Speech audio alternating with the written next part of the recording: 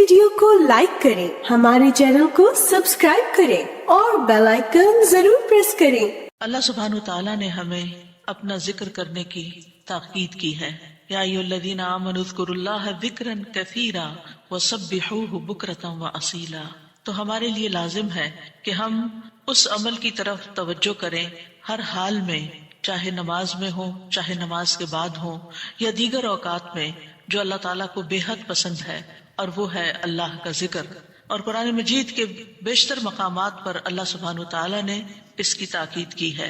ارشاد باری تعالیٰ ہے سورۃ قاف میں، پس آپ صبر کیجئے اس پر جو وہ کہتے ہیں، یعنی آپ کے مخالفین، اور سورج کے طلوع اور غروب ہونے سے قبل اپنے رب کی حمد کے ساتھ تسبیح کیجئے، اور رات کے اوقات میں اور سجدوں کے بعد بھی اس کی تسبیح کیجئے، یعنی نماز کے بعد بھی اللہ تعالیٰ کی تسبیح بیان کیجئے۔ یہاں پر جو خطاب ہے وہ نبی صلی اللہ علیہ وسلم سے ہے۔ فاصبر علی ما یقولون، یعنی آپ کے دشمن یہ مشرکین آپ کے خلاف جو باتیں کرتے ہیں، ان کی باتوں پر آپ صبر کیجئے۔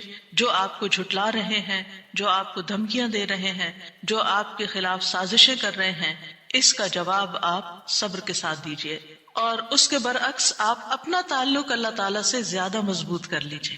یعنی کتنی خوبصورت تعلیم ہے ہمارے دین کی کہ جب لوگ مخالفت کریں تو بجائے اس کے کہ ان سے الجھنا شروع کر دیں اور ان کی باتوں کا جواب دینے لگیں اور خود کو ڈیفینڈ کرنا شروع کر دیں، کرنے کا کام کیا ہے کہ ہم اللہ کی طرف توجہ کریں، رغبت کریں، دعا کریں، اللہ کی تسبیح بیان کریں، اس کی حمد بیان کریں۔ اسی لیے آگے فرمایا وَسَبِّحْ بِحَمْدِ رَبِّكَ، اور اپنے رب کی حمد کے ساتھ اس کی تسبیح بیان کریں، یعنی اللہ سبحانہ وتعالیٰ کو ان باتوں سے پاک قرار دیں جو باتیں یہ مشرکین اللہ سبحانہ وتعالیٰ سے منسوب کرتے ہیں، اور اس کے ساتھ ساتھ اللہ سبحانہ وتعالیٰ کی شان بلند کریں، اس کی تعریف بیان کریں، اس کی ایسی صفات بیان کریں جو اس کے شایان شان ہیں۔ اور یہ نفی اور اس بات دونوں مل کر اللہ کے کمال کو ثابت کرتے ہیں۔ اور یہاں تسبیح سے مراد یا تو ظاہری تسبیح ہے، یعنی اللہ تعالیٰ کی پاکی بیان کرنا، یا پھر اس سے مراد نماز ہے، یعنی جب لوگوں کی باتیں تکلیف دیں تو آپ اللہ سے نماز کے ذریعے مدد مانگیں۔ فَاسْتَعِینُوا بِالصَّبْرِ وَالصَّلَاةِ، اور پھر قبل طلوع الشمس سے مراد فجر کی نماز جو سورج طلوع ہونے سے پہلے ہوتی ہے، اور قبل الغروب سے مراد ظہر اور عصر کی نمازیں ہیں۔ وَمِنَ اللَّيْلِ فَسَبِّحْهُ، اس سے مراد رات کی نماز یعنی عشاء اور تہجد کی نماز ہے، اور مغرب بھی رات کا ہی ایک حصہ ہو جاتا ہے کیونکہ سورج غروب ہو چکا ہوتا ہے۔ یعنی ان تمام احوال میں اللہ تعالیٰ کی تسبیح بیان کریں، اور تسبیح سے مراد یعنی سورج کے طلوع ہونے اور غروب ہونے سے پہلے جو تسبیحات ہمیں بتائی گئی ہیں وہ پڑھیں، اور اگر اس سے مراد نماز ہے تو پھر اس سے مراد نماز میں اللہ کا ذکر، اور اس کے علاوہ وَأَدْبَارَ السُّجُودِ، اور سجدوں کے بعد بھی۔ ایک معنی اس کا یہ ہے کہ نماز کے بعد کی تسبیحات کا اہتمام کیا جائے۔ بہت سے لوگوں کو دیکھا گیا وہ نماز پڑھتے بس اٹھ جاتے ہیں، تسبیح نہیں کرتے، جبکہ یہاں اللہ سبحانہ وتعالیٰ خاص طور پر حکم دے رہے ہیں کہ نماز کے بعد تسبیح بیٹھ کر کرنی چاہیے، یہ نماز کے بعد کا ذکر ہے۔ مجاہد ابن عباس سے روایت کرتے ہیں کہ اللہ تعالیٰ نے آپ صلی اللہ علیہ وسلم کو تمام نمازوں کے بعد تسبیح پڑھنے کا حکم دیا ہے، اور وہ اس آیت کی تشریح کر رہے تھے وَإِدْبَارَ السُّجُودِ کی۔ مجاہد کہتے ہیں اس سے مراد فرض نماز کے بعد تسبیح کرنا ہے۔ تو یہ نوٹ کر لیجئے کہ ساری نماز مکمل کرنے کے بعد نہیں بلکہ فرض نماز پڑھنے کے بعد تسبیح کریں۔ دوسرا معنی اس کا کیا کیا گیا ہے کہ فرض نماز کے بعد نفل نماز بھی پڑھیں، کیونکہ صبح عربی میں نفل نماز کے لیے بھی آتا ہے، یعنی فرض نماز کے بعد نفلی نماز بھی ادا کریں۔ اور تیسرا معنی اس کا کیا گیا ہے کہ مغرب کی نماز کے بعد 2 رکعت بھی پڑھیں، یعنی ان کو بھی تسبیح کا نام دیا گیا ہے۔ اسی طرح سورۃ الطور میں اللہ تعالیٰ فرماتے ہیں اور آپ اپنے رب کے حکم کے آنے تک صبر کیجئے، پس بے شک آپ ہماری نگاہوں کے سامنے ہیں، اور جس وقت آپ کھڑے ہوتے ہیں آپ اپنے رب کی حمد کے ساتھ تسبیح کیجئے، اور رات کو بھی اور ستاروں کے پلٹنے کے بعد بھی اس کی تسبیح کیجئے۔ یہاں بھی نبی صلی اللہ علیہ وسلم کو صبر کا حکم دیا گیا ہے کہ آپ اپنے رب کا حکم آنے تک صبر کرتے رہیں۔ فَإِنَّكَ بِأَعْيُنِنَا، آپ ہماری نگاہوں کے سامنے ہیں، آپ ہماری توجہ میں ہیں۔ ہماری نظروں میں ہے، ہمارے علم میں ہے، آپ ہماری حفاظت میں ہیں. یعنی عربی کے محاورے کے مطابق کوئی نگاہوں میں ہو کا مطلب یہ کہ ہم اس کی نگرانی کر رہے ہیں، حفاظت کر رہے ہیں. جیسے موسیٰ علیہ السلام کے بارے میں اللہ تعالیٰ نے فرمایا وَلِتُصْنَعَ عَلَىٰ عَيْنِي، تاکہ آپ کی پرورش میری آنکھوں کے سامنے کی جائے، یعنی میری حفاظت اور حراست کے ساتھ. اور وَسَبِّحْ بِحَمْدِ رَبِّكَ حِينَ تَقُومُ، اس کا معنی ہے کہ جب آپ مجلس سے اٹھیں تو تسبیح کریں، جب نیند سے اٹھیں تو تسبیح کریں، جب نماز کے لیے اٹھیں تو تسبیح کریں، اور نماز میں بھی تسبیح کریں. اور اسی طرح تسبیح کے دو اور معنی بھی کیے گئے ہیں کہ رکوع اور سجدوں میں تسبیح کریں، اور پھر دعائے استفتاح میں تسبیح کریں، سبحانک اللہم و بحمدک، یہاں بھی تسبیح ہے. تو آپ دیکھ رہے ہیں کہ ہم دن میں کتنی بار اللہ سبحانہ وتعالیٰ کی تسبیح بیان کرتے ہیں. وَمِنَ اللَّيْلِ فَسَبِّحُ، رات میں بھی تسبیح کریں، اور اس سے مراد رات کی نماز، رات کی تسبیح ہے. جیسے بیڈ پہ جاتے ہوئے تسبیحات فاطمہ نبی صلی اللہ علیہ وسلم نے حضرت فاطمہ کو سکھائی تھی تاکہ ان کی تھکاوٹ دور ہو جائے. نماز کے علاوہ بھی تسبیح کرتے رہنا چاہیے. ادبار النجوم کے بھی 3 معنی ہیں. ایک معنی کیا گیا ہے فجر سے پہلے کی 2 رکعتیں پڑھنا. نبی صلی اللہ علیہ وسلم یہ رکعتیں نہ سفر میں چھوڑتے تھے نہ گھر میں، کبھی بھی آپ نے یہ سنت نماز نہیں چھوڑی. اور پھر اسی طرح اس سے مراد فجر کی 2 رکعات بھی لی گئی، اور نماز کے بعد کی تسبیح بھی مراد ہے. ان دونوں آیات سے پتہ چلتا ہے کہ نماز کے بعد بھی ذکر کرنے کی اہمیت اور ضرورت ہے، جس سے بہت سے لوگ غافل ہوتے ہیں. قرآن مجید میں اللہ تعالیٰ فرماتے ہیں فَإِذَا قَضَيْتُمُ الصَّلَاةَ فَاذْكُرُوا اللَّهَ قِيَامًا وَقُعُودًا وَعَلَى جُنُوبِكُمْ، پھر جب تم نماز پوری کر چکو تو اللہ کو کھڑے، بیٹھے اور اپنے پہلوؤں پر لیٹے ہوئے یاد کرو. یعنی بعض اوقات ایسا ہوتا ہے کہ آپ نماز پڑھ لیتے ہیں اور پھر سمجھتے ہیں کہ ہم اللہ کے ذکر سے فارغ ہو گئے اور اب ہم دنیا کے کام میں لگ جائیں. ہاں، دنیا کے کام 2-3 طرح سے ہی ہوتے ہیں. یا کھڑے ہو کے کوئی کام ہو رہا تھا، آپ کچن میں چلے جاتے ہیں، کوکنگ کر رہے ہیں، آپ اپنا ذکر جاری رکھیں. یا پھر آپ بیٹھ گئے ہیں اور بیٹھ کے کوئی کام کر رہے ہیں، تسبیح جاری رکھیں، ذکر جاری رکھیں. اور اسی طرح اگر آپ لیٹ گئے آرام کرنے کے لیے تو بھی ذکر جاری رکھیں. یعنی ہر حال میں اللہ تعالیٰ کا ذکر کرتے رہیں. اسی طرح سورۃ جمعہ میں اللہ تعالیٰ فرماتے ہیں فَإِذَا قُضِيَتِ الصَّلَاةُ فَانتَشِرُوا فِي الْأَرْضِ وَابْتَغُوا مِن فَضْلِ اللَّهِ وَاذْكُرُوا اللَّهَ كَثِيرًا لَعَلَّكُمْ تُفْلِحُونَ. پھر جب نماز پوری کر لی جائے تو زمین میں پھیل جاؤ اور اللہ کے فضل سے تلاش کرو، یعنی اپنے دنیا کا کام کاروبار کرو اور اللہ کو بہت یاد کرو. یعنی اپنے بزنس آورز میں بھی، اپنی جاب پر بھی اللہ کو نہیں بھولنا. کیوں؟ لعلکم تفلحون، تاکہ تم فلاح پاؤ، کامیاب ہو جاؤ. اسی طرح اللہ سبحانہ وتعالیٰ رمضان کے روزے مکمل کرنے کے بعد کس چیز کا حکم دیتے ہیں وَلِتُكْمِلُوا الْعِدَّةَ وَلِتُكَبِّرُوا اللَّهَ عَلَى مَا هَدَاكُمْ وَلَعَلَّكُمْ تَشْكُرُونَ. اور تاکہ تم تعداد پوری کرو، اور تاکہ تم اللہ کی بڑائی بیان کرو، تکبیرات پڑھو، اور اس پر کہ اس نے تم کو ہدایت بخشی، اور تاکہ تم شکر ادا کرو. اسی طرح حج کے مناسک ادا کرنے کے بعد بھی ذکر کا حکم ہے فَإِذَا قَضَيْتُم مَّنَاسِكَكُمْ فَاذْكُرُوا اللَّهَ كَذِكْرِكُمْ آبَاءَكُمْ أَوْ أَشَدَّ ذِكْرًا. پھر جب تم اپنے حج کے مناسک پورے کر چکو تو اللہ کو یاد کرو جس طرح اپنے باپ دادا کو یاد کیا کرتے تھے، بلکہ اس سے بھی زیادہ یاد کرنا. یعنی باپ دادا کو یاد کرنے، ماں باپ کو یاد کرنے سے بھی زیادہ اللہ کا ذکر کیا کرو، اللہ سبحانہ تعالیٰ کو زیادہ یاد کیا کرو. کیونکہ انسانوں کی یاد انسانوں کو دکھی کرتی ہے، لیکن اللہ کی یاد دلوں کے اطمینان کا باعث بنتی ہے، دلوں کے اندر سکون کا باعث بنتی ہے. الا بذکر اللہ تطمئن القلوب، خبردار اللہ کے ذکر سے دلوں کو اطمینان نصیب ہوتا ہے. تو آپ نے دیکھا کہ تمام عبادات کے بعد ذکر کا حکم ہے، تسبیح کا حکم ہے، تکبیر کا حکم ہے. اسی طرح نماز کے بعد خاص طور پر، یعنی نماز پڑھتے ہی اٹھ نہیں جانا چاہیے، بلکہ وہاں بیٹھ کر بھی اللہ کا ذکر کرنا چاہیے، اور اس میں غفلت نہیں برتنی چاہیے اور سستی نہیں ہونی چاہیے. بعض لوگ سلام پھیرتے ہی سنت پڑھنے کے لیے کھڑے ہو جاتے ہیں، جیسے آج کل تراویح میں جلدی ہوتی ہے لوگوں کو، تو بس فرض نماز پڑھی، آیت الکرسی کا بھی ٹائم نہیں ملتا کہ جلدی سے سنت کا ہوتا ہے کہ اگر آیت الکرسی پڑھنے بیٹھ گئے تو سنت رہ جائے گی، امام صاحب تراویح شروع کر دیں گے۔ میں سوچتی ہوں کہ جب گھر سے نکل ہی آئے اللہ کی یاد کے لیے تو کم از کم مسنون مستحب طریقے سے ہی ہم ساری عبادات کریں تاکہ وہ دل کو پھر اطمینان بھی نصیب ہو۔ بہرحال ایک نماز کے بعد فوراً اگلی نہیں شروع کر دینی چاہیے، اس کے بیچ کے وقفے میں اللہ کا ذکر کرنا چاہیے۔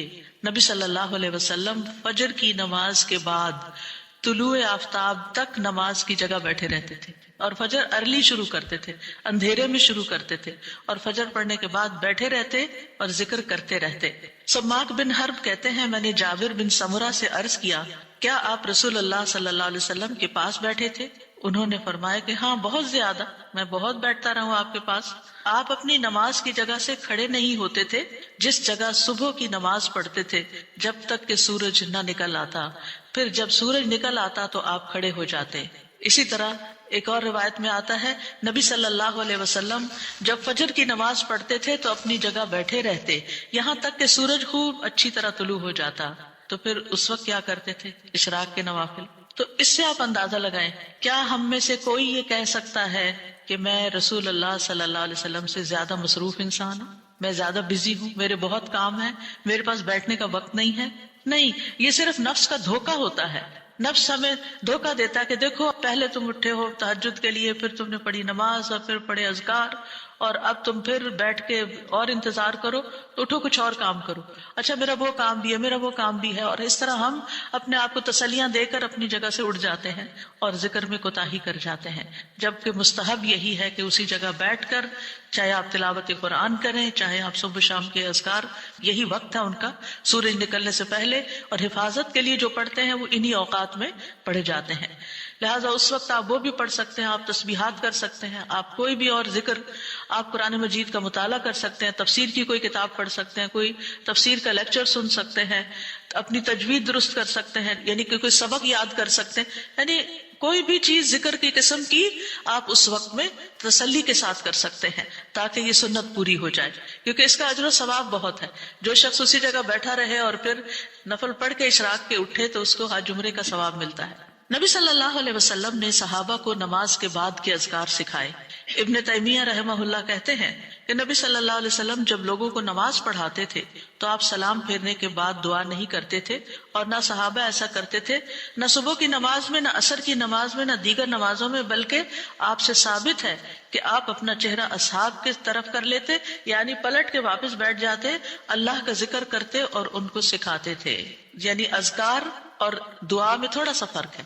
دعائیں زیادہ سے زیادہ سلام پھیرنے سے پہلے کر لیتے تھے، اور جو اذکار ہوتے تھے جیسے تسبیحات ہیں یا صبح شام کے اذکار ہیں یا باقی اذکار ہیں وہ بعد میں کر لیتے تھے، جیسے لا الہ الا اللہ وحدہ لا شریک لہ، اور اسی طرح دیگر اذکار جو ہیں۔ اور سلام پھیرنے کے بعد اللہ کا ذکر کرنا یعنی زیادہ مستحب ہے، اگرچہ دعا بھی کر سکتے ہیں، یعنی منع نہیں ہے۔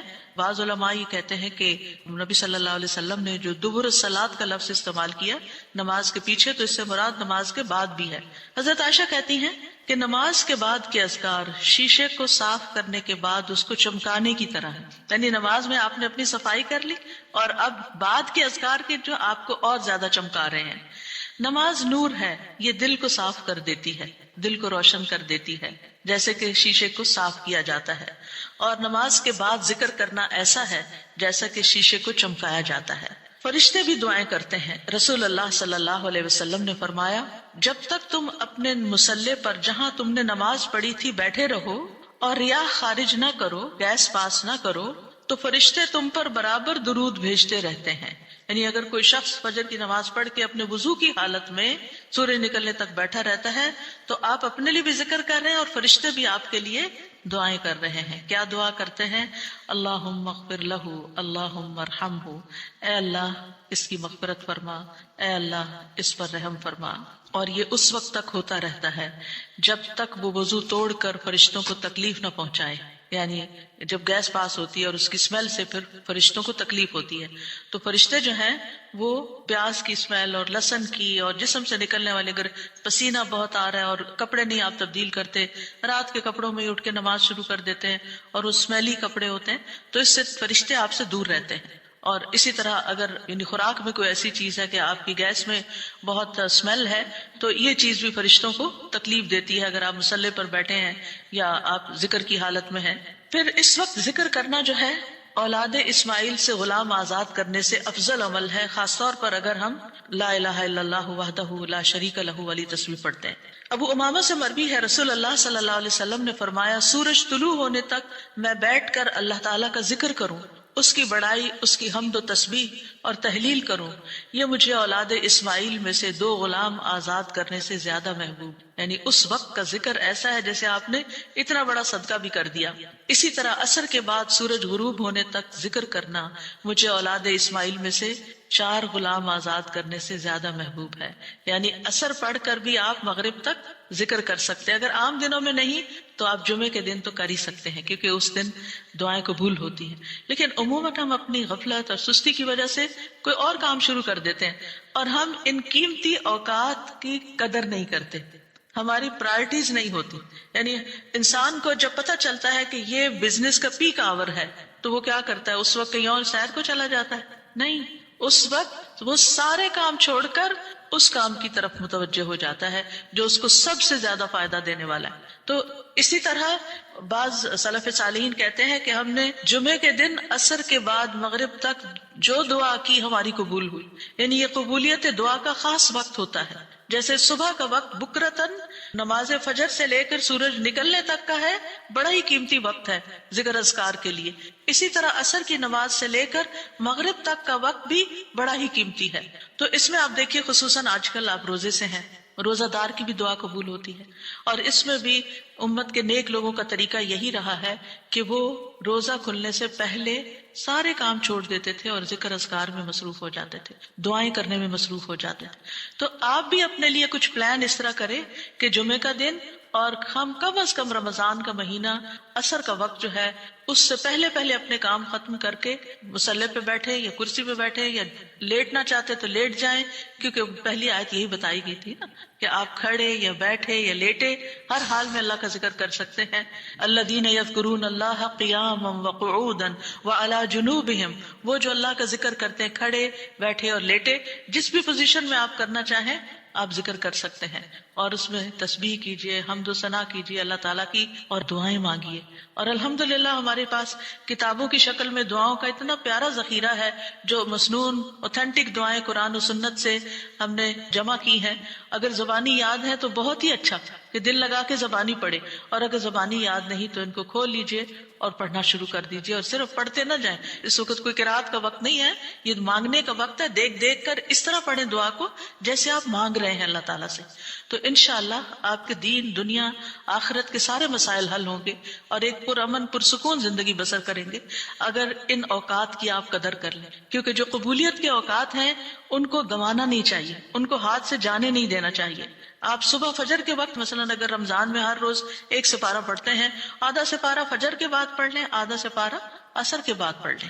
تو اس طرح بیلنس بھی ہو جائے گا، آپ کا دل نہیں گھبرائے. کیونکہ ہمارا نفس جو ہے نا وہ اتنا آزاد منشا کہ وہ کہیں ایک جگہ بیٹھنے کی قید قبول نہیں کرتا. وہ بار بار ہمیں کہتا ہے اچھا فون چیک کر لو، اچھا وہ کر لو وہ کر لو، اور توجہ اور یکسوئی سے ہمیں ذکر اذکار نہیں کرنے دیتا. تو اس کو ٹیم کرنے میں، اس کو ڈسپلن کرنے میں وقت لگے گا. لیکن ونس ایک دفعہ آپ عادی ہو گئے، آپ نے اس گھوڑے کو قابو کر لیا، آپ نے اس کو بٹھا لیا. جیسے بچے کو بٹھانے میں مشکل ہوتی ہے لیکن جب بیٹھ جاتے ہیں پھر بیٹھ جاتے ہیں. تو پھر انشاءاللہ آپ دیکھیں گے کہ آپ کے لیے یہ گھڑیاں بڑی پر لذت ہو جائیں گی. آپ ان گھڑیوں کو انجوائے کریں گے. آپ کا اور زیادہ دل چاہے گا کہ کاش یہ اور لمبی ہو جائیں. اچھا روزہ کھل گیا، ابھی تو میرا یہ بھی اور یہ بھی ٹارگٹ پورا نہیں ہوا. پھر اسی طرح یہ ہے کہ رسول اللہ صلی اللہ علیہ وسلم نے فرمایا جو شخص فجر کی نماز جماعت کے ساتھ پڑھنے کے بعد بیٹھ کر اللہ کا ذکر کرتا رہے یہاں تک کہ سورج نکل آئے پھر 2 رکعتیں پڑھے، اس کے لیے 1 حج اور عمرے کا ثواب ہے. انس فرماتے ہیں پھر رسول اللہ صلی اللہ علیہ وسلم نے 3 بار فرمایا پورا پورا پورا، یعنی پورا ثواب حج عمرے کا، پورا ثواب حج عمرے کا، پورا ثواب. یعنی آپ سوچئے کہ حج عمرہ کرنا کوئی آسان کام ہے؟ مشکل کام ہے جس میں مال بھی انوالو، آپ کے ایفرٹ بھی، آپ کا گھر چھوڑنا بھی، سب کچھ. لیکن اگر آپ کو ایک مصلی پہ بیٹھ کے اتنا بڑا اجر و ثواب ملتا ہے تو اور کیا چاہیے. صرف بات ہے اپنے نفس کو منانے کی، اپنے دل کو اور اپنے آپ کو ڈسپلن کرنے کی. اور ایک دفعہ آپ نے شروع کر لیا اور اگر نہیں ہو پا رہا تو اللہ سے دعا کریں کہ اللہ تعالیٰ توفیق دے دے، اللہ تعالیٰ آسان کر دے، تو انشاءاللہ آپ کے لیے آسانی بھی ہو جائے گی. پھر اسی طرح نبی صلی اللہ علیہ وسلم نے فرمایا، اللہ تعالیٰ فرماتا ہے کہ میں اپنے بندے کے ساتھ ہوتا ہوں جب وہ مجھے یاد کرتا ہے اور میری یاد میں اپنے ہونٹ ہلاتا ہے. اور ایسے لوگ جو ذکر میں آگے ہوتے ہیں وہ درجات میں بھی بہت آگے ہیں، سبقت لے جانے والے ہیں، فالسابقون السابقون ہیں.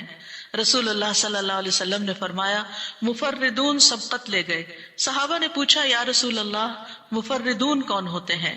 آپ صلی اللہ علیہ وسلم نے فرمایا جو اللہ کے ذکر میں مشغول رہتے ہیں، یعنی ہر وقت ان کا دھیان اپنے رب کی طرف ہوتا ہے، کیونکہ ذکر میں دل میں بھی یاد ذکر کہلاتا ہے، زبان سے کچھ بولنا بھی ذکر ہے، اور اس کے علاوہ قرآن کی تلاوت، نماز، یہ ساری ذکر کی قسمیں ہیں.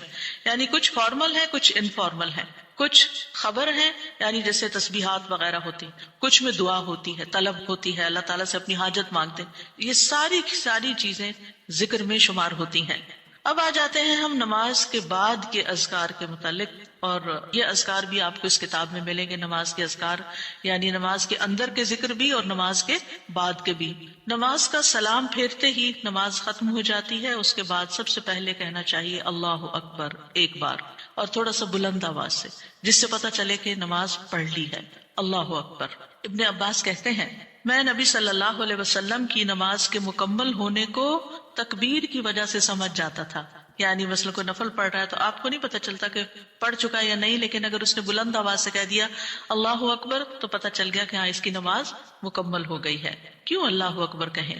کہ اللہ ہر چیز سے بڑا. آپ دیکھیں ہم نے نماز کا آغاز کس سے کیا تھا؟ اللہ اکبر سے کیا تھا، اور نماز میں کئی بار ہم نے اللہ اکبر کہا. اور اب نماز کے اختتام پر بھی اللہ اکبر، رمضان کے اختتام پر بھی اللہ اکبر، یعنی اللہ کی تکبیر بیان کرنا. اللہ سبحانہ و تعالیٰ قرآن مجید میں فرماتے ہیں اتل ما اوحی الیک من الکتاب واقم الصلاۃ ان الصلاۃ تنہی عن الفحشاء والمنکر ولذکر اللہ اکبر واللہ یعلم ما تصنعون. کتاب میں سے جو آپ کی طرف وحی کیا گیا ہے اس کی تلاوت کیجیے اور نماز قائم کیجیے، بے شک نماز بے حیائی اور برائی سے روکتی ہے، اور یقیناً اللہ کا ذکر تو سب سے بڑی چیز ہے اور اللہ کو معلوم ہے جو کچھ تم کرتے ہو. تو اللہ کا ذکر سب سے بڑی چیز، اور اس ذکر میں اللہ کو سب سے بڑا قرار دینا سب سے بڑی چیز. اور نبی صلی اللہ علیہ وسلم اور پھر صحابہ کا طریقہ بھی یہی تھا کہ آپ فرض نمازوں کے بعد ذکر کرتے اور آوازیں بلند کرتے، یعنی نماز کے بعد کا ذکر جو ہے اس میں آواز اونچی ہوتی ہے. ابن عباس اس بات سے معلوم کر لیتے کہ لوگوں نے سلام پھیر لیا ہے کیونکہ وہ ان کے ذکر کی آواز سنتے تھے. یعنی مطلب یہ ہے کہ نماز کے بعد اللہ اکبر بھی اونچی آواز میں، استغفر اللہ استغفر اللہ استغفر اللہ یہ بھی ذرا اونچی آواز میں. یعنی ایک ہوتا ہے سری ذکر یعنی دل ہی دل میں پکارنا، اور ایک ہوتا ہے جاہری جس میں یہ ذکر جو نماز کے بعد ہوتا ہے اس کو تھوڑا اونچی آواز میں کرنا چاہیے. اور جس طرح وتر ختم ہونے کے بعد سبحان الملک القدوس سبحان الملک القدوس سبحان الملک القدوس ذرا اونچی آواز میں کہنا چاہیے. تو نبی صلی اللہ علیہ وسلم اس ذکر کو ہمیشہ اونچی آواز میں کرتے تھے. ٹھیک ہے، یعنی آپ کی اقتداء، آپ کی پیروی ہر معاملے میں یہ عبادت کے درجات کو بڑھا دیتی ہے. اور اس میں ہم یہ بھی دیکھتے ہیں کہ صحابہ کرام جو تھے وہ نبی صلی اللہ علیہ وسلم کی صرف سنت کو نہیں سیرت کو بھی آگے بیان کرتے تھے کہ آپ نے کوئی کام کیا اور کس طریقے سے کیا. مثلا ذکر کیا اور کس طرح کیا، بلند آواز سے کیا یا آہستہ آواز سے کیا، بیٹھ کر کیا یا کھڑے ہو کر کیا. اور پھر آپ دیکھیے کہ نماز کے بعد اذکار جو ہیں وہ زیادہ پسندیدہ ہیں، یعنی دعاؤں کی نسبت زیادہ اذکار. ٹھیک ہے، اور پھر اسی طرح آپ دیکھیے کہ دوسرا ذکر جو آپ کریں گے وہ ہے استغفر اللہ 3 بار، استغفر اللہ استغفر اللہ. صوبان کہتے ہیں رسول اللہ صلی اللہ علیہ وسلم جب اپنی نماز سے فارغ ہوتے تھے تو 3 مرتبہ استغفار فرماتے تھے، 3 بار استغفار کرتے. ولید کہتے ہیں میں نے اوزائی سے پوچھا آپ استغفار کس طرح فرمایا کرتے تھے؟ تو انہوں نے کہا آپ فرماتے تھے استغفر اللہ استغفر اللہ. اب نماز پڑھ لی ہے، استغفر اللہ کیوں؟ اس لیے کہ ہم تو نماز کا حق بھی ادا نہیں کرتے. ہمارا دھیان کہاں سے کہاں چلا جاتا ہے، ہم کئی دفعہ بھول جاتے ہیں، ہمیں سجدہ سہو کرنا تک یاد نہیں رہتا، ہمیں کچھ پتہ نہیں ہوتا ہم نے کون سی سورت پڑھی، کیا تلاوت کی. ہو سکتا ہے تلاوت میں کوئی غلطی کر دیں، ہو سکتا ہے کہ تسبیح کی جگہ کچھ اور پڑھ دیں بھول چوک کے. تو ہم نماز کے اندر بھی بہت کچھ غلط کرتے رہتے ہیں جانے انجانے. اور خاص طور پر جن لوگوں نے اپنی نماز کے پروننسیشن کی اصلاح نہیں کی وہ تو کچھ سے کچھ پڑھتے رہتے ہیں بعض اوقات. یعنی پروننسیشن صحیح نہ ہونا جو ہے وہ الفاظ کے مطلب کو ہی بدل دیتا ہے. اس لیے پہلی پرائرٹی میں کوئی ایسا ٹیچر ڈھونڈیے کہ جو آپ کی نماز سن کے اس کا پروننسیشن آپ کو ٹھیک کر دے. بہرحال نماز کے بعد استغفر اللہ استغفر اللہ.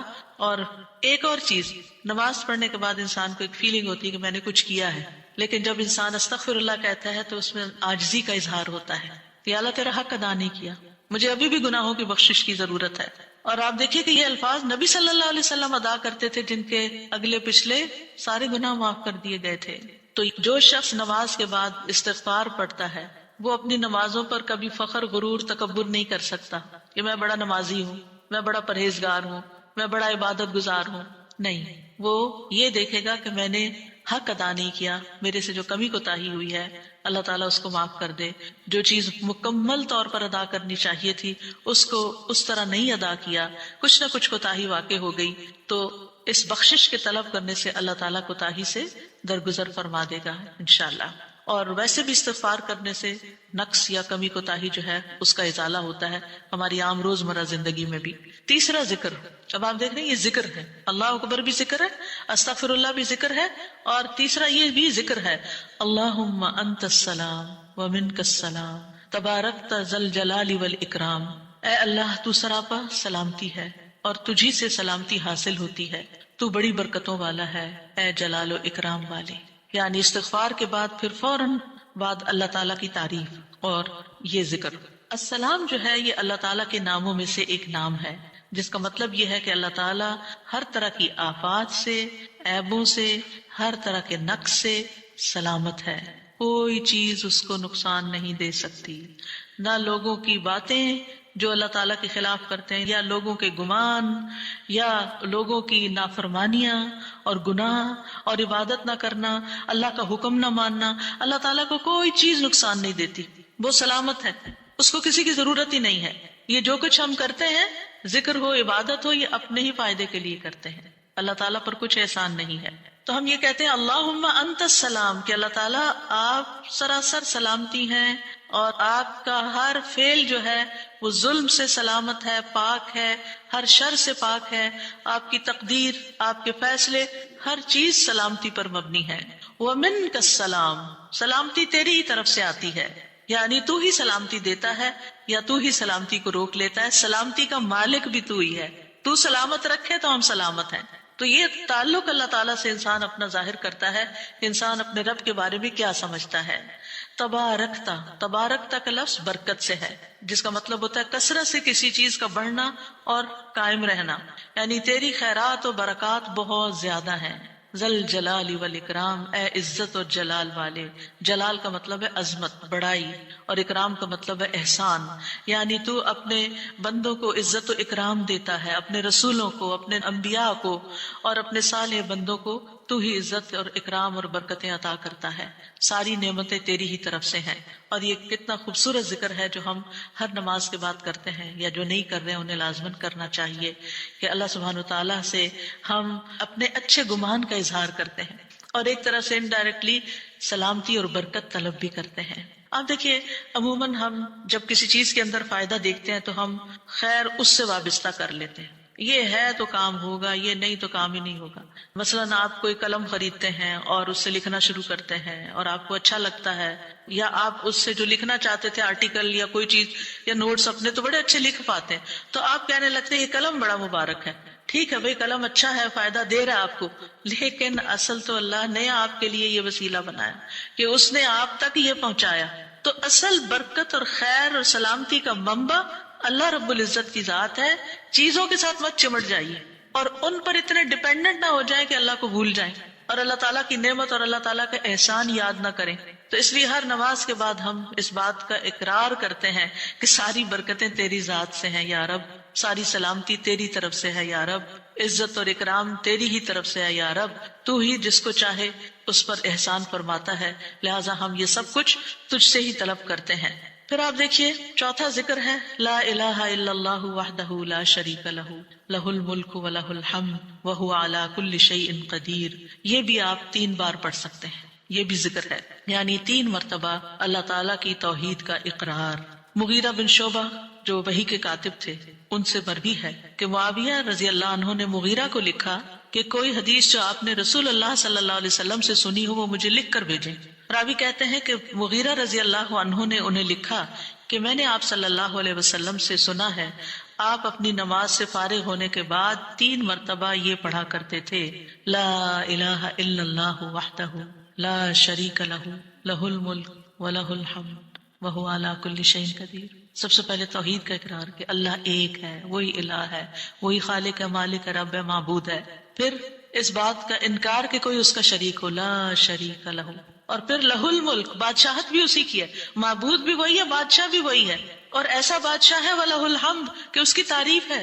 دنیا کے بادشاہوں کا حشر ہوتا دیکھا ہے آپ نے، ان کے ساتھ کیا کیا جاتا ہے، لیکن اللہ سبحانہ وتعالیٰ کی بادشاہت پر کوئی آنچ نہیں آتی، کوئی اس کو ہلا نہیں سکتا، کوئی اس کو نقصان نہیں دے سکتا، کوئی اس پر باتیں نہیں بنا سکتا، کوئی اس کا نقص نہیں نکال سکتا کہ اللہ تعالیٰ نے آسمان میں یہ کیا چیز بنا دی، اب زمین میں کیا بنا دی، نہیں، وَلَهُ الْحَمْدُ، اسی کی ہے تعریف، یعنی ایسا بادشاہ کہ جو قابل تعریف ہے، اور ایسا بادشاہ کہ وَهُوَ عَلَى كُلِّ شَيْءٍ قدیر۔ دنیا کے بادشاہ انتہائی بے بس لاچار ہوتے ہیں، ان کے ہاتھ میں کچھ نہیں ہوتا، وہ انسانوں کے محتاج ہوتے ہیں، انسانوں کی خدمت کے، انسانوں کی مدد کے، انسانوں کے مال کے محتاج ہوتے ہیں۔ یہ بادشاہت کیا بادشاہت ہے جس کی ساری ڈیپینڈنسی لوگوں کے اوپر ہے۔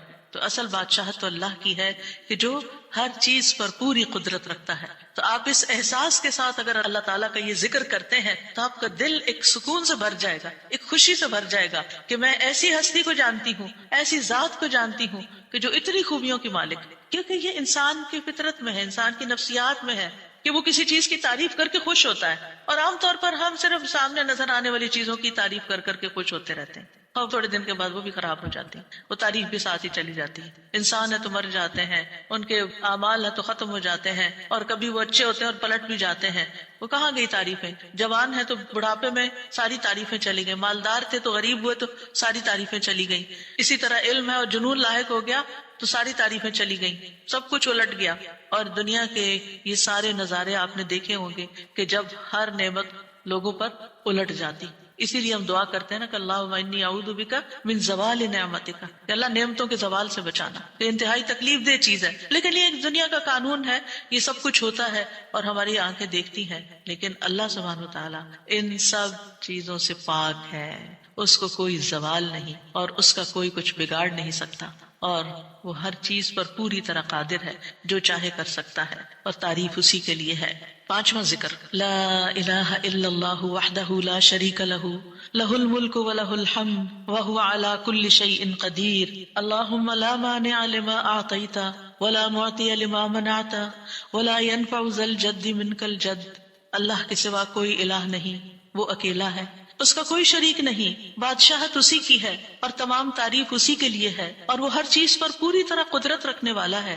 اے اللہ، جو کچھ تو نے دیا ہے اسے کوئی روکنے والا نہیں، اور جو کچھ تو نے روک دیا اسے کوئی دینے والا نہیں، اور کسی مالدار کو تیری بارگاہ میں اس کا مال نفع نہیں پہنچا سکتا۔ ابتدا میں تو وہی اللہ کی توحید بیان ہوئی، اس کی بادشاہت اور اس کی حمد کا ذکر ہے اور اس کی قدرت کا ذکر ہے، اور اس کے بعد کہ جو اللہ نے دیا، جو وہ دینا چاہتا ہے اسے کوئی روک نہیں سکتا۔ یہاں بھی آپ دیکھیں مانگ کچھ نہیں رہی، یہ ذکر ہے، یہ دعا نہیں، یہ کیا ہے؟ ذکر ہے، اور جو کچھ تو نے روک دیا کوئی دے ہی نہیں سکتا، اور سارے ہی مالدار فقیر ہیں، اور خاص طور پر تیرے سامنے فقیر ہیں۔ یا ایھا الناس انتم الفقراء الی اللہ واللہ هو الغنی الحمید۔ اے لوگو تم سب اللہ کے فقیر ہو، اللہ کے محتاج ہو، اور اللہ ہی غنی، مالدار اور وہی قابل تعریف ہے۔ واللہ هو الغنی الحمید۔ ٹھیک ہے، نبی صلی اللہ علیہ وسلم جب سلام پھیرتے تھے تو یہ دعا پڑھا کرتے تھے یا یہ ذکر کیا کرتے تھے، اور اس میں آپ دیکھیے کہ یہ جو عقیدہ ہے نا کہ اللہ روکے تو کوئی دے نہیں سکتا، یہ انسان کو بڑا اطمینان دے دیتا ہے۔ اگر کوئی چیز، کوئی خیر آپ کی طرف آنے سے رکی ہوئی ہے تو وہ اللہ ہی نے روکی ہوئی ہے، آپ پر رحمت کی وجہ سے، بدگمان نہ ہو اس سے۔ کسی وجہ سے رکی ہوئی ہے. آپ کسی کی کوئی اچھی چیز دیکھتے ہیں، کسی کا مینشن دیکھتے ہیں تو سوچتے ہیں کتنا خوش قسمت ہے، کتنے بڑے گھر میں رہتا ہے. کسی کے پاس فراری دیکھتے ہیں تو آپ کہتے ہیں واہ کتنا خوش قسمت ہے. لیکن آپ کو نہیں پتا کہ یہی چیزیں اس کے لیے کتنی بڑی آزمائش بنی ہوئی ہیں، آپ نہیں جانتے. اور اگر اللہ نے آپ کو نہیں دی تو آپ کو بہت سے شر سے محفوظ رکھا ہو. تو اللہ کا روکنا بھی خیر کا باعث ہوتا ہے. یہ سبق پکا کر لیں کہ جب اللہ تعالیٰ کوئی چیز نہیں دیتا یا دیر سے دیتا ہے یا روک لیتا ہے اور کوئی چارہ نہیں ہوتا، آپ کہتے ہیں میری کوئی دعا قبول نہیں ہو رہی، میرا کوئی طریقہ کام نہیں آ رہا، تو اس میں بھی کوئی خیر ہوتی ہے. کیونکہ جو اللہ نے مقدر میں لکھا ہے وہ پہنچ کے رہے گا. کوئی روک نہیں سکتا جو تو دے، اور کوئی دے نہیں سکتا جو تو روک لے. اور جسے اللہ نے آپ کے مقدر میں لکھا ہے وہ آپ تک آئے گا ہی آئے گا. سورۃ فاطر میں اللہ تعالیٰ فرماتے ہیں ما یفتح اللہ للناس من رحمت فلا ممسک لها وما یمسک فلا مرسل له من بعدہ وہو العزیز الحکیم. جو کچھ اللہ لوگوں کے لیے رحمت میں سے کھول دے اسے کوئی بند کرنے والا نہیں، اور جو وہ بند کر دے اس کے بعد اسے کوئی کھولنے والا نہیں. حدیث میں آتا ہے ما اصابک لم یکن لیخطئک وان ما اخطأک لم یکن لیصیبک. جو کچھ تمہیں پہنچا وہ تم سے خطا ہونے والا نہیں تھا، اور جو نہیں ملا وہ ہرگز ملنے والا نہیں تھا. قرآن مجید میں سورۃ الرعد میں اللہ تعالیٰ فرماتے ہیں وَإِذَا أَرَادَ اللَّهُ بِقَوْمٍ سُوءًا فَلَا مَرَدَّ لَهُ. جب اللہ کسی قوم کے ساتھ برائی کا ارادہ کر لیتا ہے تو اس کو کوئی پھیرنے والا نہیں، کوئی سپر پاور اس ملک کی مدد نہیں کر سکتی اگر اللہ نے اس کے لیے جنگ کا فتنہ یا کسی اور طرح کی کوئی آزمائش لکھی. یہ اللہ کے فیصلے ہوتے ہیں. یا اللہ نے کسی قوم کو تباہ کرنے کا فیصلہ کر لیا ہو تو کوئی اس کو روک نہیں سکتا. لہٰذا ہمیں اللہ پر ہی بھروسہ کرنا چاہیے اور ہر حال میں ایسی پریشان کن باتوں پر اللہ تعالیٰ ہی کی طرف رجوع کر لینا چاہیے. یاد رکھیے اگر کوئی چیز نہیں ملی تو اللہ تعالیٰ کو الزام مت دیں، اللہ تعالیٰ سے ناراض نہیں ہو، اللہ تعالیٰ سے بدظن نہیں ہو. یہ روکنا اس کی رحمت ہے. انسان اگر ان دو جملوں پر ایمان لے آئے تو پھر اس کا مکمل بھروسہ اللہ کی ذات پر ہو جائے گا. وہ رزق کے بارے میں اللہ پر ہی توکل کرے گا، نقصان کو دور کرنے اور بھلائی کو پانے کے لیے اللہ پر ہی بھروسہ کرے گا. وہ اللہ کو اپنے لیے کافی سمجھے گا. یعنی جہاں کہیں دل چھوٹا ہوا، جہاں کہیں کوئی پریشانی آئی، کہتے حسبی اللہ و نعم الوکیل. اللہ کار ساز یعنی کام بنانے والا اللہ ہی میرے لیے کافی ہے، وہ میرا کام بنائے گا، وہ میری مشکل آسان کرے گا. تو یہ توحید ربوبیت اور الوہیت پر مشتمل جملے ہیں. ابن تیمیہ کہتے ہیں یہ حدیث دو عظیم اصولوں پر مشتمل ہے. نمبر 1 توحید ربوبیت، اور وہ ہے جسے اللہ دینا چاہے اسے کوئی روک نہیں سکتا، اور جسے وہ روک دے اسے کوئی نہیں دے سکتا. بس بندہ اللہ ہی پر توکل کرتا ہے اور اسی سے مانگتا رہتا ہے، کیونکہ دینا جو اس نے ہے تو پھر کسی اور سے کیوں مانگے گا، کسی اور سے توقع لگا کے کیوں بیٹھ جائے گا، کسی اور کے در پہ کیوں جائے گا. اس کو پتا ہے صرف اللہ ہی نے کرنا ہے جو کرنا ہے. اس سے عقیدہ توحید پکا ہوتا چلا جاتا ہے کہ صرف اللہ ہی نے کرنا ہے. اور توحید الوہیت ولا ينفع ذا الجد منك الجد. عام طور پر انسان یہ سمجھتا ہے میرے پاس مال ہے مجھے کوئی مشکل نہیں. یعنی جب کوئی کام سامنے آتا ہے نا تو فوراً دیکھتا ہے کتنا ہے بینک میں، کتنا کیش رکھا ہے، کیا ہے میرے پاس، کتنی پراپرٹی ہے. یعنی فوراً انسان کا دماغ گھوم کے اس طرف چلا جاتا ہے نا بہت ہے، انف ہے، کام ہو جائے گا. اللہ چاہے گا تو ہوگا. صرف آپ کے مال سے کچھ نہیں ہوتا. آپ سارا لگا دیں بزنس میں پورا لاس ہو سکتا ہے. پھر بتائیے آپ کے مال نے آپ کو کیا فائدہ دیا؟ کچھ نہیں ہو سکتا جب تک اللہ نہ چاہے. مال بھی جب فائدہ دیتا ہے جب اللہ چاہتا ہے، اولاد بھی جب فائدے کی ہوتی ہے جب اللہ چاہتا ہے. کسی انسان سے فائدہ صرف اس وقت پہنچتا ہے جب اللہ چاہتا ہے. آپ نے دیکھا ہوگا کتنے ہی اچھے سے اچھے لوگ ہوتے ہیں ہر وقت کام آنے والے. ایک وقت ایسا آتا ہے وہ ایسے بےچارے مجبور ہوتے ہیں کہ ان کو نہ کرنی پڑتی ہے کہ بھائی سوری یہ نہیں کر سکتے، کیونکہ سب کچھ ان کے اختیار میں نہیں ہے، سب کچھ ان کے بس میں نہیں ہے. اسی طرح انسان کے پاس بعض اوقات کوئی عہدہ ہوتا ہے، انفلوئنس ہوتا ہے، وہ سمجھتا ہے یہ عہدہ ہے میرے پاس میں سب کچھ کر سکتا. نہیں کر سکتے. آپ نے دیکھا ہوگا دنیا کے بڑے بڑے ملکوں کے جو حکمران ہوتے ہیں کتنے بے بس ہوتے ہیں، کچھ بھی نہیں ہوتا ان کے ہاتھ میں، اپنی تقدیر نہیں بنا سکتے، اپنا فائدہ نہیں کر سکتے.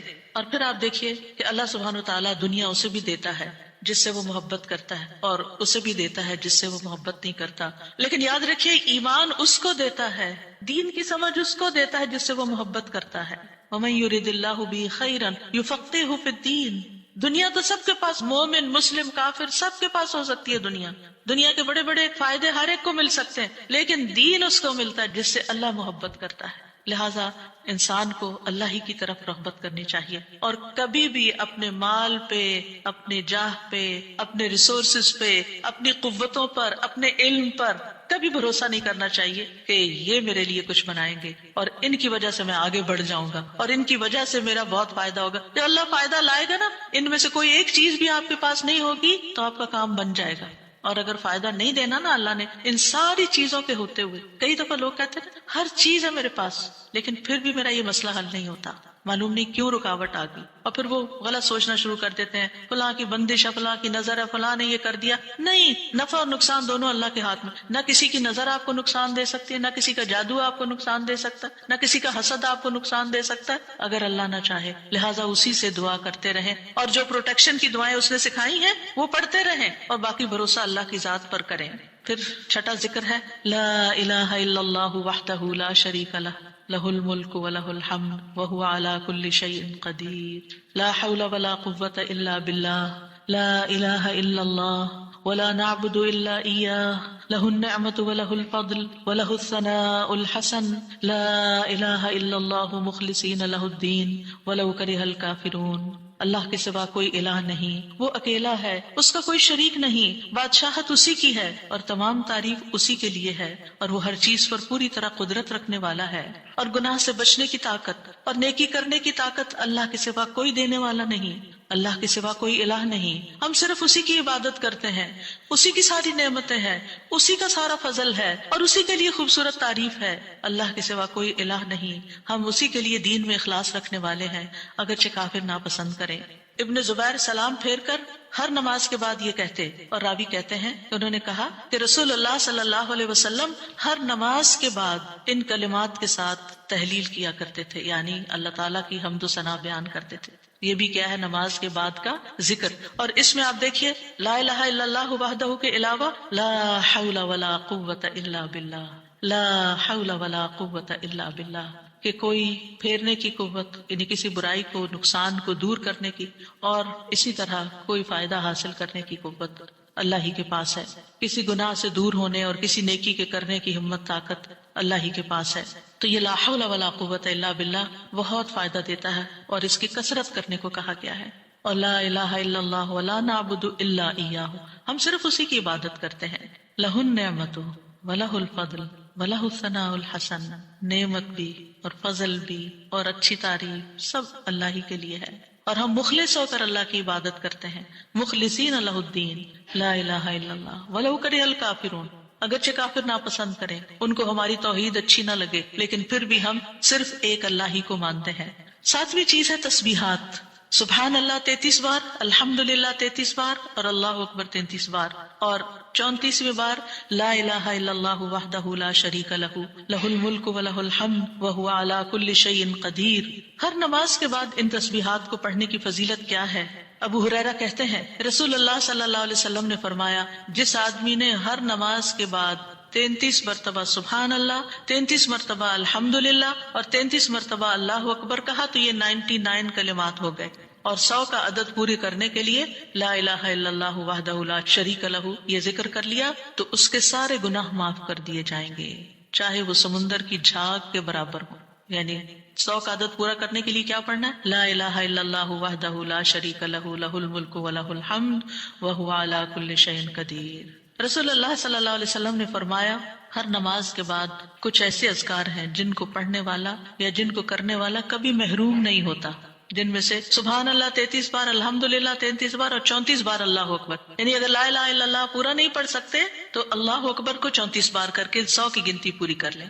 پھر اسی طرح رسول اللہ صلی اللہ علیہ وسلم کے پاس کچھ فقیر صحابہ حاضر ہوئے، کہا کہ امیر لوگ بلند درجات اور ہمیشہ رہنے والی جنت حاصل کر چکے، حالانکہ جس طرح ہم نماز پڑھتے ہیں وہ بھی پڑھتے ہیں، جیسے ہم روزے رکھتے ہیں وہ بھی رکھتے ہیں، لیکن مال و دولت کی وجہ سے انہیں ہم پر فضیلت حاصل ہے۔ اس کی وجہ یہ کہ وہ حج کرتے ہیں، عمرہ کرتے ہیں، جہاد کرتے ہیں، صدقے دیتے ہیں، اور ہم محتاجی کی وجہ سے یہ کام نہیں کر سکتے۔ آپ نے فرمایا کیا میں تمہیں ایک ایسا عمل نہ بتا دوں، اگر تم اس کی پابندی کرو گے تو جو لوگ تم سے آگے بڑھ چکے ہیں تم انہیں پالو گے اور تمہارے مرتبے تک کوئی نہیں پہنچ سکتا، اور تم اپنے سامنے موجود لوگوں میں سب سے بہتر ہو جاؤ گے سوائے ان کے جو یہی عمل شروع کر دیں۔ ہر نماز کے بعد 33 بار سبحان اللہ، 33 بار الحمدللہ، 33 بار اللہ اکبر، اور پھر 34ویں بار تو وہ ذکر آپ کو بتا ہی دیا گیا. اور اگر آپ 33 بار نہ پڑھ سکیں تو 10 بار سبحان اللہ، 10 بار الحمدللہ اور 10 بار اللہ اکبر پڑھ لیا کریں. یعنی اگر جلدی ہے تو پھر 10 بار بھی پڑھ سکتے ہیں. نبی صلی اللہ علیہ وسلم نے فرمایا 2 عمل ایسے ہیں اگر کوئی مسلمان بندہ ان کی پابندی کر لے تو جنت میں داخل ہوگا، اور وہ بہت آسان ہے مگر ان پر عمل کرنے والے بڑے کم ہیں. وہ کیا ہیں؟ ہر نماز کے بعد 10 بار سبحان اللہ، 10 بار الحمدللہ، 10 بار اللہ اکبر. فرمایا زبان کی ادائیگی کے اعتبار سے تو 150 بار ہے، یعنی 5 نمازوں میں 10 بار، اور ترازو میں 1500 ہوں گے. اور جب سونے لگے تو 34 بار اللہ اکبر، 33 بار الحمدللہ اور 33 بار سبحان اللہ کہے. زبانی طور پر تو یہ 100 ہے مگر میزان میں یہ تسبیحات 1000 ہوں گی. اور وہ کہتے ہیں یقیناً میں نے رسول اللہ صلی اللہ علیہ وسلم کو دیکھا، آپ انہیں اپنے ہاتھ سے شمار کرتے تھے. اور پھر کہتے ہیں دائیں ہاتھ سے، تو کرنے کا طریقہ کیا ہے؟ 3 دفعہ اوپر کو جائیے سبحان اللہ سبحان اللہ سبحان اللہ، اور 3 دفعہ نیچے کو آ جائیے سبحان اللہ سبحان اللہ سبحان اللہ. ایک انگلی پہ 6 بار ہو گیا. تو آپ کی 5 انگلیاں، تو 5 کو 6 دفعہ ضرب دیں تو کیا ہوتا ہے؟ 30.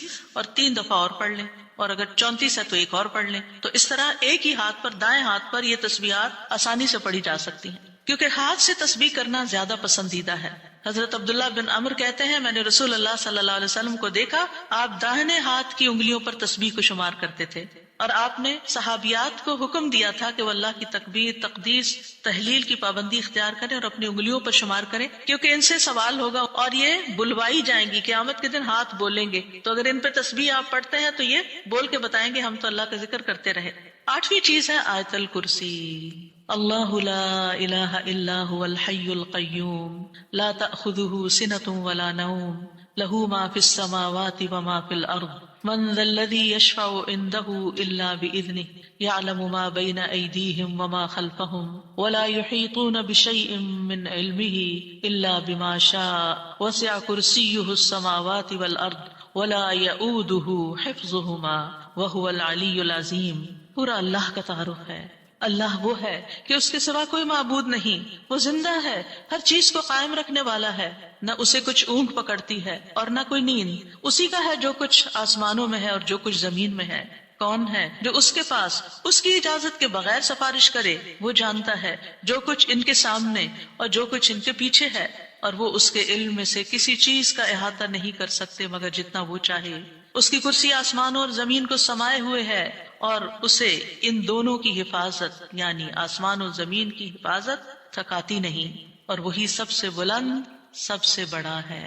ہر نماز کے بعد آیت الکرسی پڑھنے کی فضیلت یہ ہے کہ جو شخص نماز کے بعد اس کو پڑھ لیتا ہے اور اس نماز کے بعد اس کی ڈیتھ ہو جاتی ہے تو فرمایا اس کو موت کے علاوہ کوئی چیز جنت میں جانے سے نہیں روک سکتی، مر گیا تو سیدھا جنت میں. یہ قرآن مجید کی سب سے افضل آیت ہے.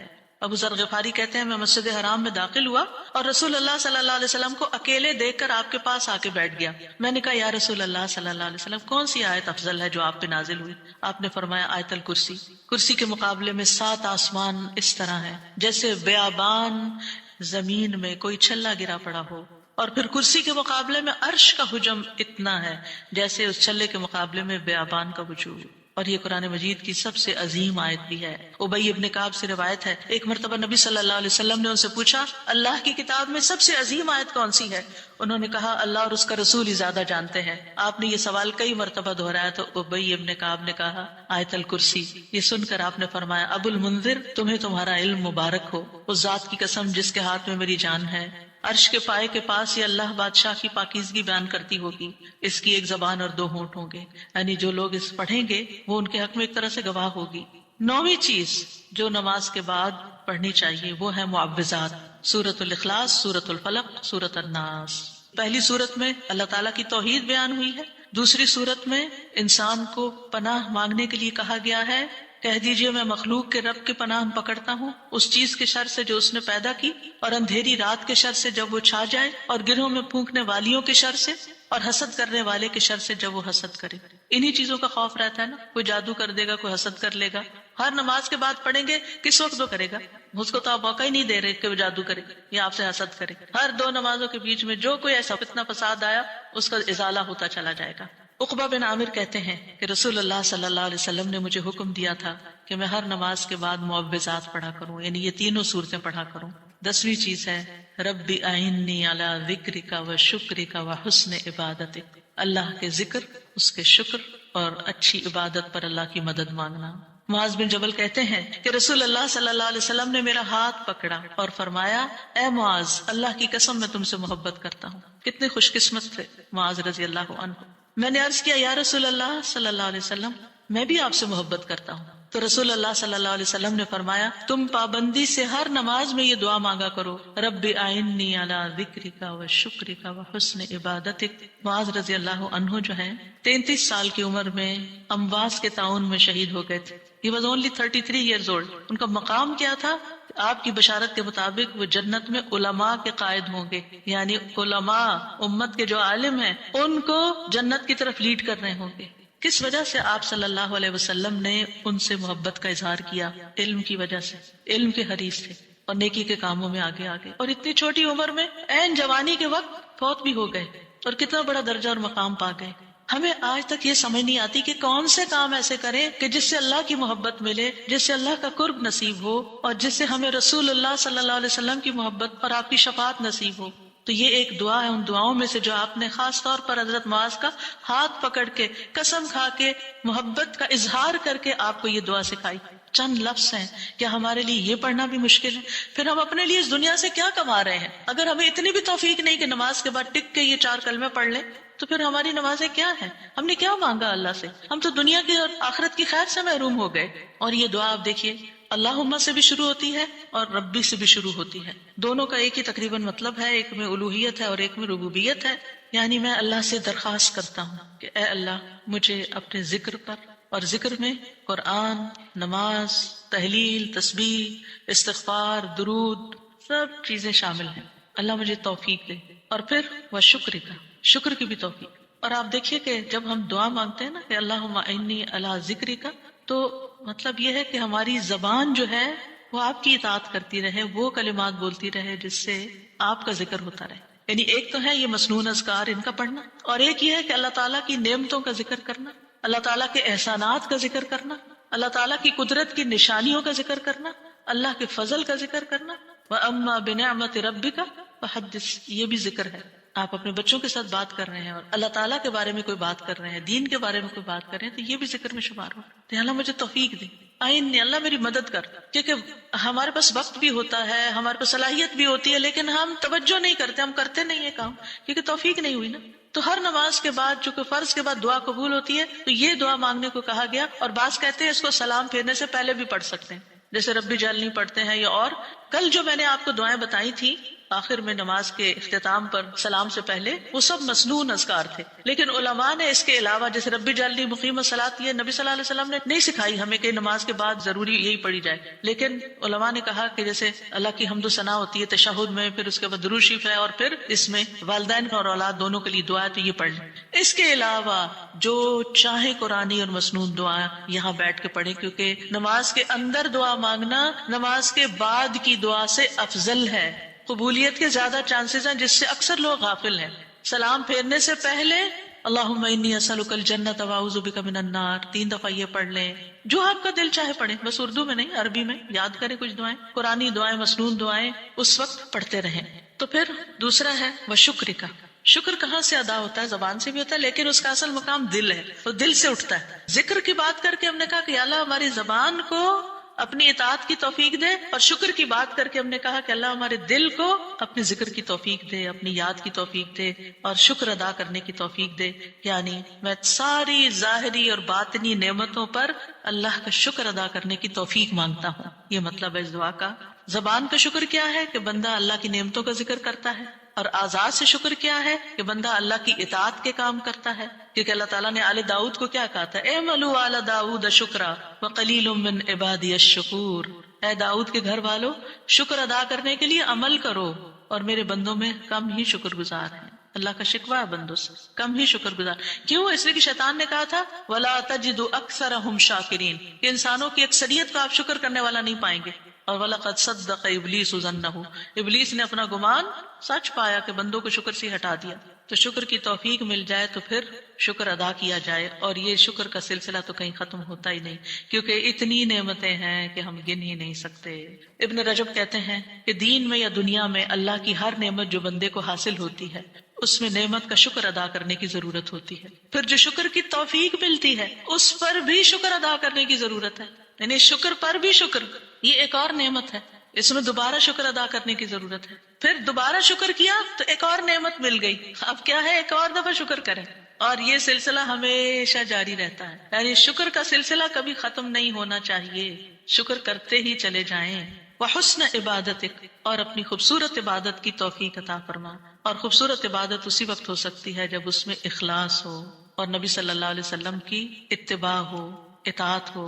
اطاعت اعضاء سے کی جاتی ہے، یعنی ہمارے اعضاء، ہاتھ پاؤں، ہمارا جسم یہ عبادت میں مشغول ہوتا ہے. بعض اوقات ہم ڈھیروں عبادت کر لیتے، ڈھیر سارے نفل پڑھ لیتے، بہت کچھ کر لیتے، لیکن اس سے کوئی کوالٹی نہیں ہوتی. یہاں یہ نہیں کہا گیا کہ کثیر عبادتک، یہاں کیا کہا گیا؟ حسن عبادتک، کہ اللہ خوبصورت عبادت کی توفیق دے.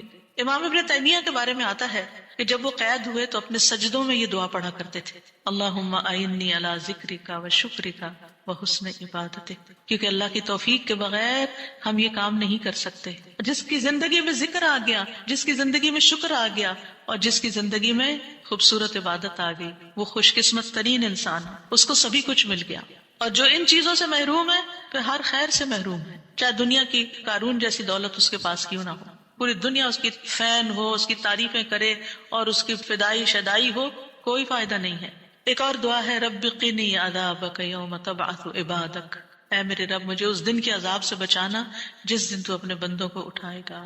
3 بار یہ دعا، اے اللہ ہمیں اس دن کے عذاب سے بچانا جس دن تو اپنے بندوں کو اٹھائے گا. ایک دفعہ بھی پڑھی جا سکتی، 3 دفعہ کی شرط نہیں ہے.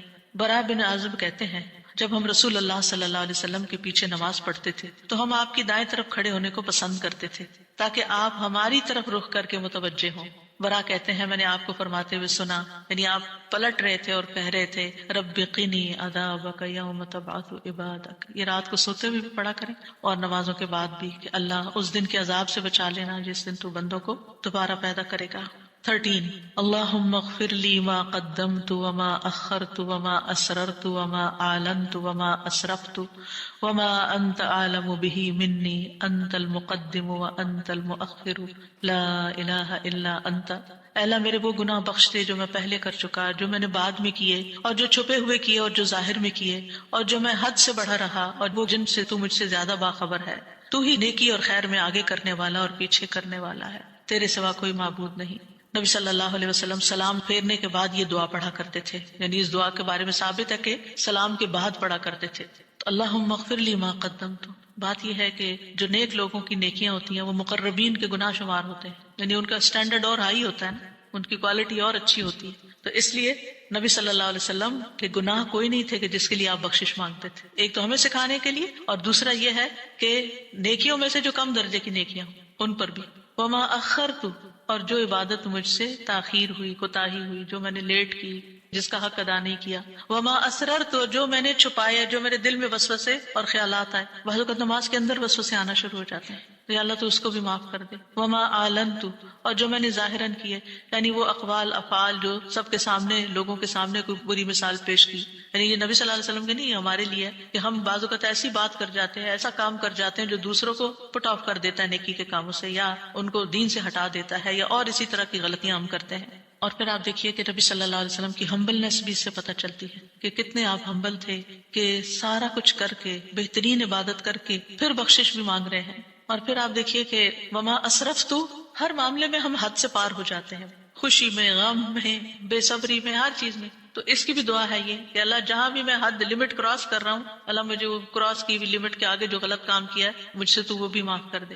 اور وما انت عالم بہ منی، اور جو تو مجھ سے زیادہ جانتا ہے، یعنی خاص کے بعد عام کا بھی ذکر ہے، یعنی میں نے تو مانگ لیا جو مجھے سمجھ آتی تھی، اب اس کے علاوہ بھی جو کچھ ہے اس کو بھی آپ معاف کر دیجیے. اور پھر انت المقدم وانت المؤخر، دوسرے روایت میں انت المقدم والمؤخر بھی آتا ہے، جس کو تو چاہتا ہے آگے بڑھا دیتا ہے نیکی میں، جس کو تو چاہتا ہے پیچھے کر دیتا ہے. یعنی یہ نہ سوچیے کہ آج میں اگر نیکیوں میں آگے ہوں تو ہمیشہ ایسے ہی رہوں گی، ہمیشہ ڈرتے رہا کریں، پیچھے بھی ہو سکتے ہیں. تو یا اللہ تو مجھے آگے ہی رکھنا، مراد یہ ہے. اور اگر نبی صلی اللہ علیہ وسلم کے بارے میں ہے تو آپ کی نبوت سب سے آخر میں تھی، وہ ایک پازیٹیو سینس میں ہے، انت المقدم و انت المؤخر. اور پھر اسی طرح یہ ہے کہ قیامت کے دن سب سے پہلے آپ اٹھائے جائیں گے، حالانکہ دنیا میں آپ کی نبوت سب سے آخر میں تھی. تو یہ اللہ تعالیٰ کا فیصلہ ہوتا ہے، جس چیز پر وہ چاہتا ہے اپنے بندوں کو اتارتا ہے، جس کو چاہتا ہے آگے بڑھاتا ہے، جس کو چاہتا ہے عزت دیتا ہے، جس کو چاہتا ہے ذلت دیتا ہے، اور بندوں کے ایک دوسرے پر درجات ہیں۔ نمبر 14، سبحانک اللہم و بحمدک استغفرک و اتوب الیک۔ یہ مجلس کے اختتام پر بھی اور نماز کی دعاؤں کے اختتام پر بھی، پاک ہے تو اے اللہ، تیری ہی حمد ہے، میں تجھ سے بخشش مانگتا ہوں، تیری ہی طرف میں رجوع کرتا ہوں۔ یہ اچھے عمل پر مہر لگانے والے کلمات ہیں۔ حضرت عائشہ سے روایت ہے کہ رسول اللہ صلی اللہ علیہ وسلم جب کسی مجلس میں بیٹھتے یا نماز پڑھتے یا کچھ کلمات پڑھتے، حضرت عائشہ نے ان کے بارے میں پوچھا تو آپ نے فرمایا اگر کسی شخص نے اس مجلس میں اچھی باتیں کی ہوں گی تو یہ کلمات قیامت تک ان باتوں کے لیے مہر بن جائیں گے، اور اگر اس نے اس مجلس میں کوئی فضول بات کی ہے تو یہ اس کے لیے کفارہ بن جائیں گے۔ اور اس کے دیگر روایات بھی ہیں، یعنی دیگر طرق بھی ہیں اس دعا کے۔ اور پھر ایک اور دعا، رب اغفر لی وتب علی انک انت التواب الغفور، اے اللہ تو مجھے بخش دے اور میری توبہ قبول کر، بے شک تو بہت توبہ قبول کرنے والا، بہت بخشش فرمانے والا ہے۔ فجر اور مغرب کی نماز کے بعد کا خاص ذکر، لا الہ الا اللہ وحدہ وحدہ لا شریک لہ لہ الملک ولہ الحمد یحیی ویمیت وہو علی کل شیء قدیر۔ اللہ کے سوا کوئی الہ نہیں، وہ اکیلا ہے، اس کا کوئی شریک نہیں، بادشاہت اسی کی ہے، تمام تعریف اسی کے لیے ہے، اور وہ ہر چیز پر پوری قدرت رکھنے والا ہے۔ اور سلام کے بعد تشہد کی حالت میں اگر آپ بیٹھے بیٹھے یہ ذکر کرتے ہیں، یعنی مصلی سے اٹھنے سے پہلے یہ ذکر کرتے ہیں، تو نبی صلی اللہ علیہ وسلم نے فرمایا جس نے نماز مغرب اور صبح کی نماز کے بعد اتحیات میں اٹھنے سے پہلے اپنی ٹانگ کو دوہرا کیے ہوئے، یعنی جس پوزیشن میں آپ بیٹھے اسی پوزیشن میں بیٹھے بیٹھے 10 بار یہ ذکر کیا، اللہ تعالیٰ اس کے لیے 10 نیکیاں لکھ لیتا ہے، 10 گناہ اس سے دور کر دیتا ہے، 10 درجے اس کے بلند کر دیتا ہے، اس کے لیے ہر بری چیز سے حفاظت، شیطان مردود سے پناہ دینے والے یہ کلمات ہوتے ہیں۔ کوئی گناہ سوائے شرک کے اس کو نہیں پہنچتا، اور یہ اس روز عمل میں سب لوگوں سے افضل ہوتا ہے، یعنی صبح کے وقت اگر کوئی یہ پڑھ کے اٹھتا ہے مصلی سے تو یہ سب لوگوں سے افضل ہوتا ہے، سوائے اس شخص کے جس نے اس کے برابر یا اس سے زیادہ ان کلمات کو پڑھا ہو۔ اور ایک اور روایت میں ہے جو یہ 10 مرتبہ مغرب کے بعد پڑھے گا، اللہ اس کی حفاظت کے لیے اسلحہ بردار فرشتے بھیجے گا جو اس کی صبح تک شیطان سے حفاظت کریں گے۔ اللہ تعالیٰ سے دعا ہے کہ اللہ تعالیٰ ہمارے ان اعمال کو قبول کرے اور ہمیں اس ذکر کی توفیق دے۔ میں یہ پڑھتے ہوئے سوچ رہی تھی کہ جو شخص یہ ساری دعائیں پڑھے نماز کے بعد، اس کے پاس فضول کام کرنے کا کون سا وقت باقی بچے گا؟